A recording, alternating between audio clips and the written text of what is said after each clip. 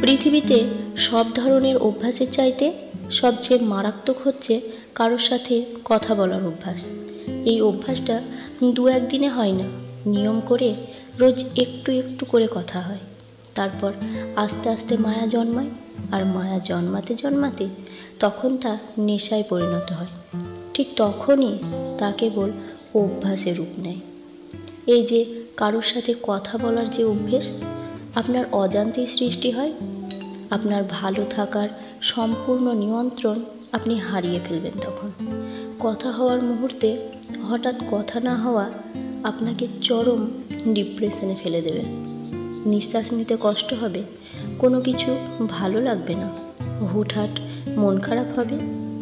তার মানে এই নয় কারোর সাথে কথা বলাটা বাজে অভ্যেস, বরং কারোর প্রতি নির্ভরশীলতার মাত্রা স্বাভাবিক রাখা, কমিয়ে আনার চেষ্টা করা।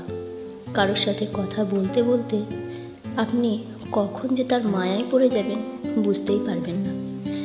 তাই বলে যদি সেটা আপনার নিত্যদিনের অভ্যেসে পরিণত হয়, তবে আপনার আর কস্মিনকালেও ভালো থাকাটা হয়ে উঠবে না।